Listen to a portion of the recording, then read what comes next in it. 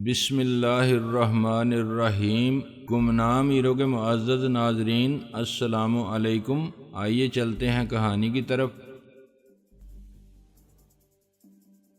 مجھے معلوم ہے تم لوگ مسلح آدمیوں کو خاطر میں نہیں لاتے، میں نے ٹھنڈی سانس لے کر کہا، لیکن میں تمہیں محتاط رہنے کی نصیحت کیے بغیر نہیں رہ سکتا۔ اس باپ کی طرح جسے معلوم ہوتا ہے کہ اس کی اولاد جوان ہو چکی ہے اور اپنا برا بھلا خوب سمجھتی ہے، لیکن وہ انہیں سنبھل کر چلنے کی تاکید کیے بغیر نہیں رہ سکتا۔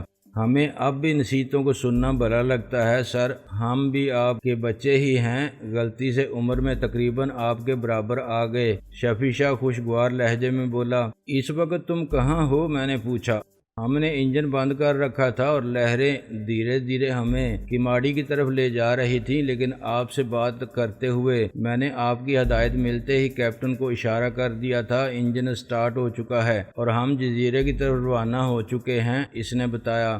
ٹھیک ہے، میں 5 منٹ بعد اپنے کمرے سے نکلوں گا۔ بیسٹ آف لک، شفیع شاہ بولا اور میں نے سلسلہ منقطع کر دیا۔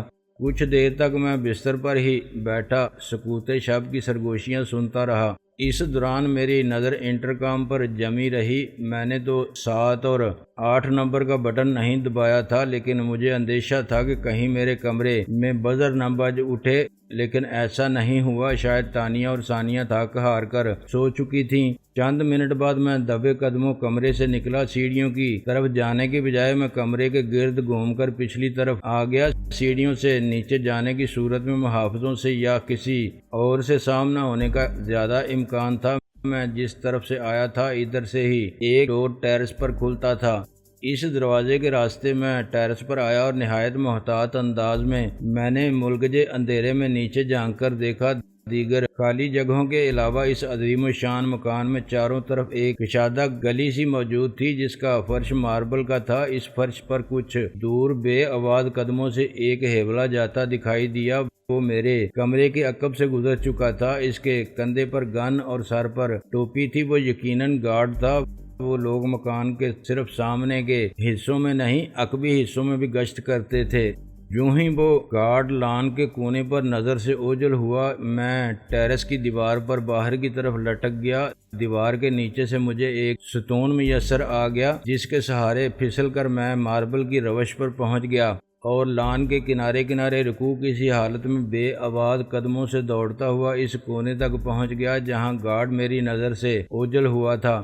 یہاں سے انیکسی سامنے نظر آ رہی تھی، لیکن بیچ میں لان کا ایک بڑا حصہ تھا جس پر گلوبز کی دھندلی سی دودھیا روشنی پھیلی ہوئی تھی۔ میں نے کونے سے جھانک کر دیکھا، کافی دور لان کے دوسرے سرے پر مجھے 2 گارڈ کھڑے نظر آئے۔ وہ شاید بہت نیچی آواز میں باتیں کر رہے تھے۔ ان کی پشت میری طرف تھی۔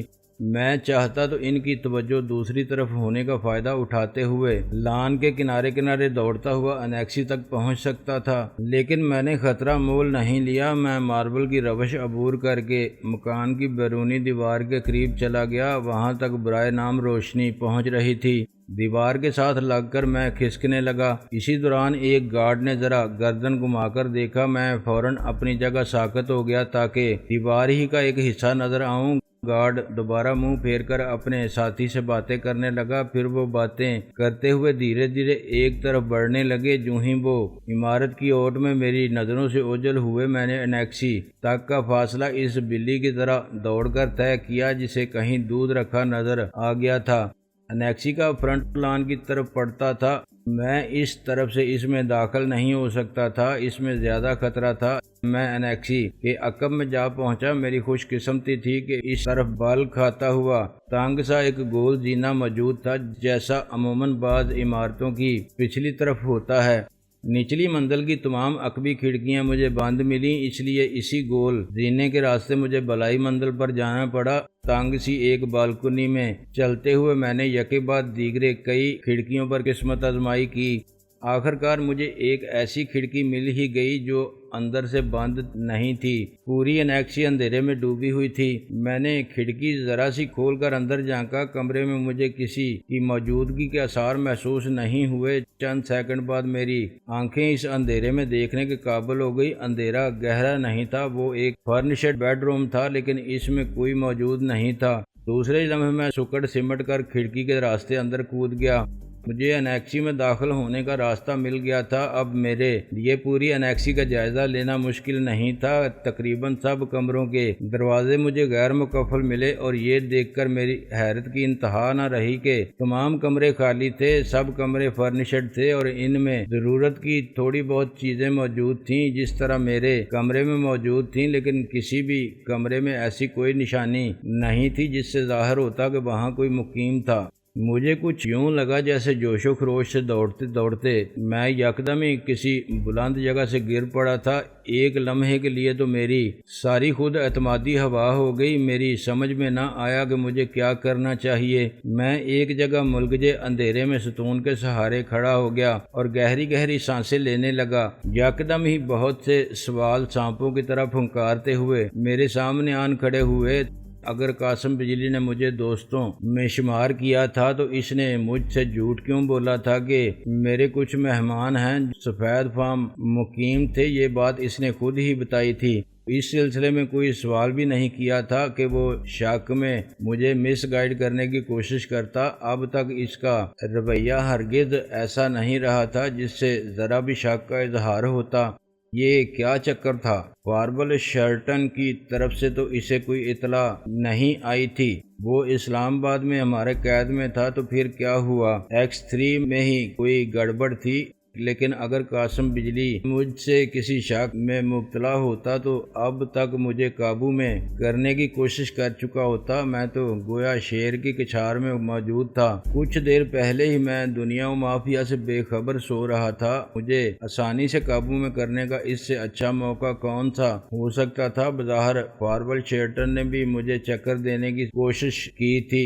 اس نے تو صرف اتنا کہا تھا کہ ڈاکٹر برنارڈ یہاں پہنچنے والا تھا۔ اس نے زیادہ آدمیوں کا بھی ذکر نہیں کیا تھا۔ قاسم بجلی نے محض شغل کے طور پر تو جھوٹ نہیں بولا۔ انیکسی میں چند سفید فام ٹھہرے ہوئے تھے۔ بعض لوگوں اپنے طور پر بھی چھوٹے موٹے جھوٹ بولتے رہتے ہیں۔ میں جب کسی نتیجے پر نہ پہنچ سکا تو میں نے فیصلہ کیا کہ مجھے اپنے کمرے میں چلنا چاہیے۔ پھر فیصلہ کرنا چاہیے کہ کیا کرنا بہتر تھا۔ میں جس راستے سے آیا تھا اسی راستے کی طرف واپس ہوا۔ بلائی منزل کے اس مخصوص کمرے کی عقبی کھڑکی میں تنگ بالکونی میں پہنچا اور دبے قدموں گول زینے سے آخری سیڑھی سے اتر کر میں عمارت کے دوسری طرف جانے کے لیے مڑا ہی تھا کہ اچانک تیز روشنی میں نہا گیا۔ روشنی عقب سے پڑی تھی اور اس کے ساتھ ہی سانپ سے مشابہ ایک آواز ابھری، hands up my dear young men. آواز گو کہ بہت بدلی ہوئی تھی لیکن میں نے پہچان لیا۔ قاسم بجلی ہی کی آواز تھی۔ اس کے لہجے کی تبدیلی جسم میں خون منجمد کر دینے کے لیے کافی تھی۔ اگر وہ اکیلا ہوتا تو شاید میں پلٹ کر کچھ کر گزرنے کا خطرہ مول لے لیتا، لیکن میرے دائیں بائیں لمبے لمبے کچھ سائے بھی ابھرے۔ مجھے خبردار کر دیا گیا تھا کہ میرے عقب میں قاسم بجلی اکیلا نہیں ہے۔ گول زینہ جس کونے پر تھا اس طرف کی دیوار کے پیچھے لوگ چھپے ہوئے تھے اور بڑی مشاکی و پھرتی سے دیوار کے پیچھے سے نکل کر انہوں نے مجھے کور کیا تھا۔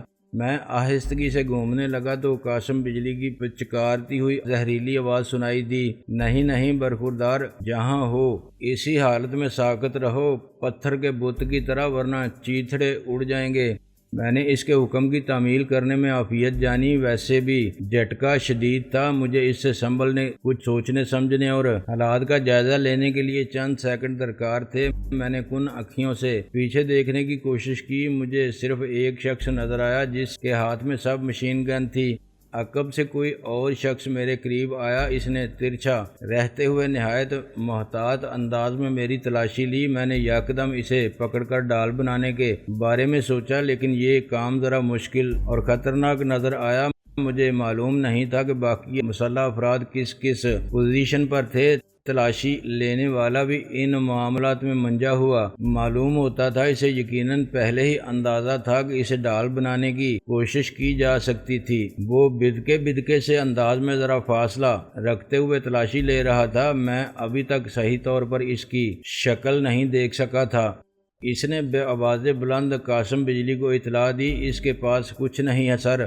پھر تو ماننا پڑے گا کہ یہ ایک دلیر آدمی ہے، قاسم بجلی نے اپنے ساتھیوں کو مخاطب کیا۔ خالی ہاتھ شیر کی کچھار میں گھسنا ہر ایک کا کام نہیں ہے۔ جیسا سنا تھا ویسا ہی پایا۔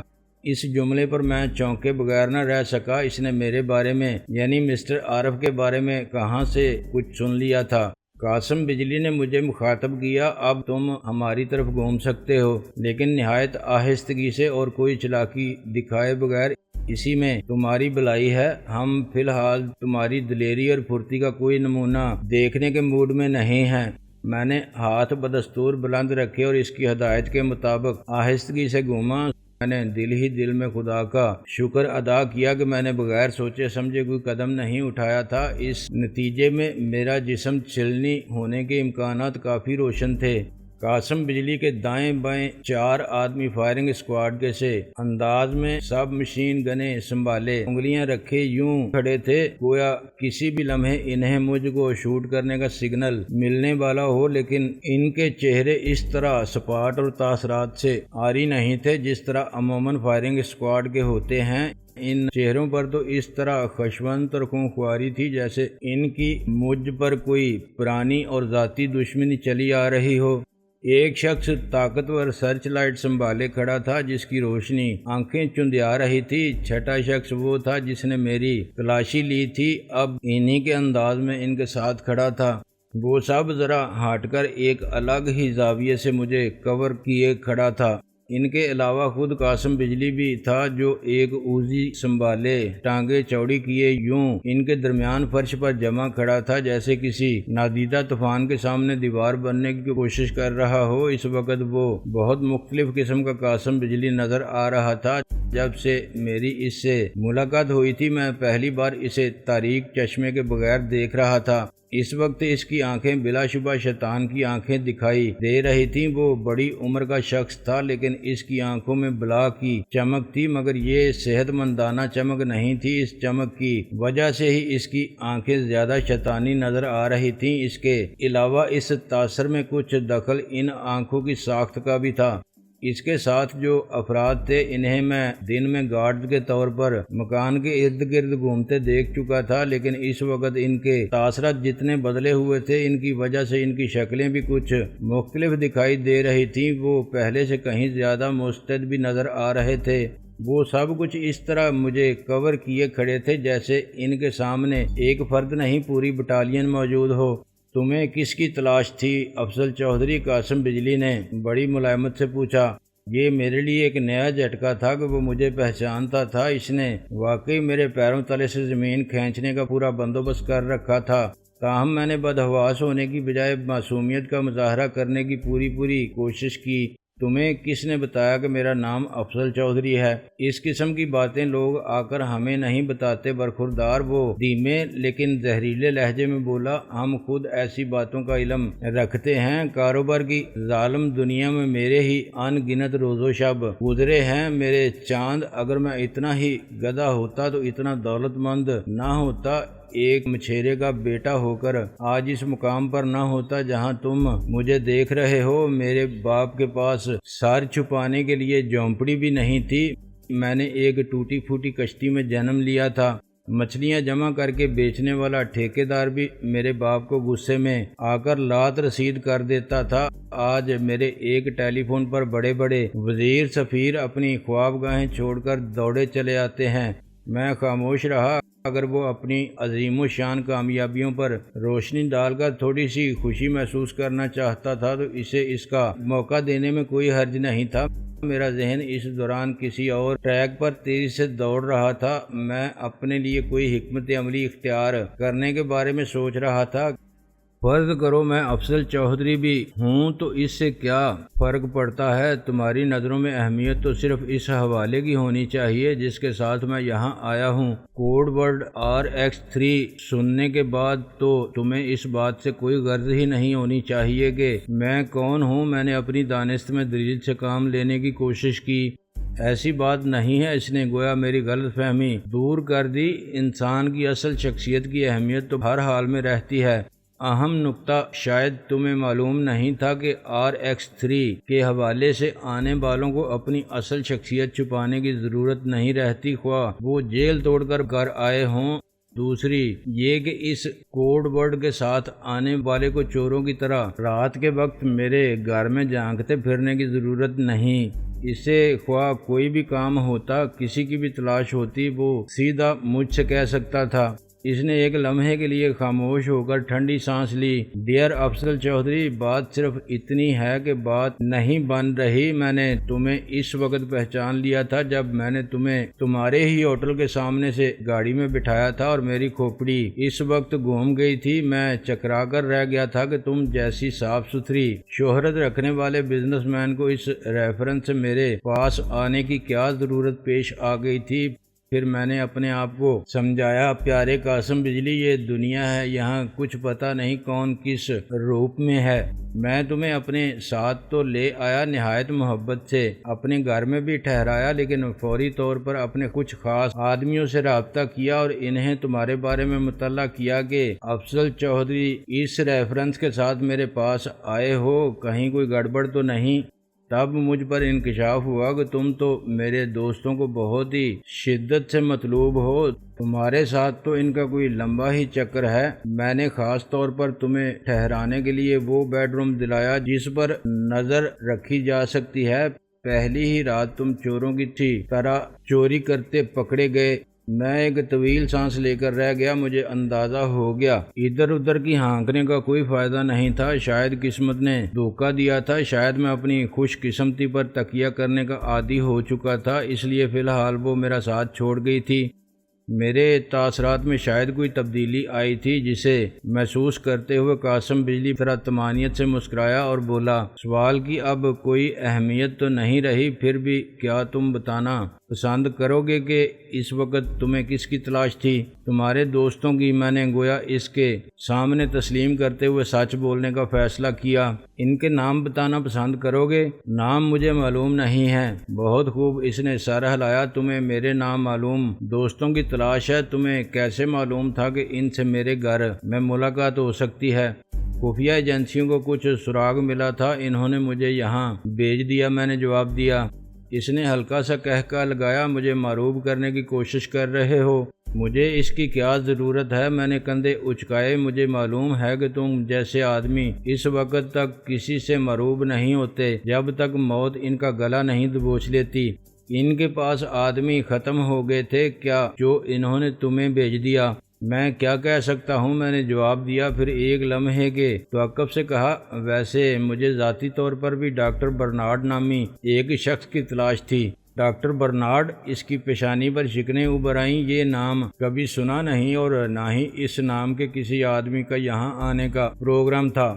ہو سکتا ہے ابھی تم اسے نہ جانتے ہو، یہ بھی ممکن ہے تم اسے کسی اور نام سے جانتے ہو۔ میں نے خیال ظاہر کیا گو کہ مجھے معلوم نہیں تھا وہ سچ بول رہا تھا یا محض بن رہا تھا۔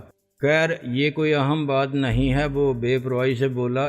اس بدبخت کو نہیں معلوم تھا کہ میرے لیے یہ بات کتنی اہم تھی۔ اس کی نظریں صرف ایک ثانیے کے لیے اپنے ساتھیوں کی طرف گئیں جو بت بنے کھڑے تھے۔ وہ دوبارہ میری طرف متوجہ ہوتے ہوئے بولا، یہیں کھڑے کھڑے تم سے بہت سی باتیں ہو گئیں، کچھ سچی کچھ جھوٹی، لیکن یہ کوئی اچھی بات نہیں کہ ہم یہیں کھڑے باتیں کرتے رہیں۔ اب تم پہلے کی طرح نہایت آہستگی سے گھوم جاؤ اور اسی طرح منہ کر لو جس طرح پہلے تھا۔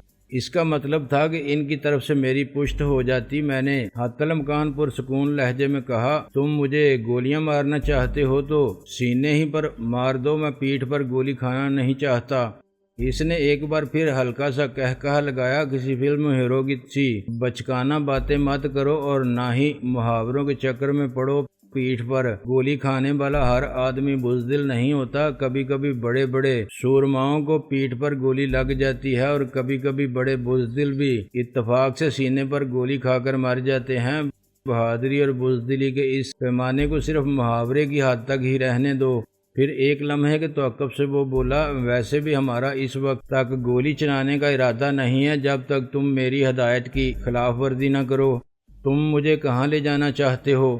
زیادہ دور نہیں، قاسم بجلی نے جواب دیا، میں تمہیں اپنے چند دوستوں سے ملوانا چاہتا ہوں۔ خوشگوار ماحول میں کچھ بات چیت ہوگی، کشتی کی سیر ہوگی۔ ویسے بھی تم نے کہا تھا کہ تم گلف کی کسی ریاست کی طرف نکلنا چاہتے ہو، شاید تمہیں گلف کی کسی ریاست کی طرف ہی بھیج دیا جائے۔ لیکن میرا پروگرام اب بدل گیا ہے، میں نے معصومیت سے کہا، میں اب مغرب کی طرف نکلنا چاہتا ہوں۔ کوئی بات نہیں، ہم تمہیں مغرب، مشرق، شمال، جنوب جس طرف چاہو گے بھجوا دیں گے، لیکن اب مزید بکواس نہ کرو، کہیں میرا پروگرام نہ بدل جائے اور میں ساری سمتیں چھوڑ کر تمہیں عالم بالا کی طرف بھجوانے کا فیصلہ کر لوں۔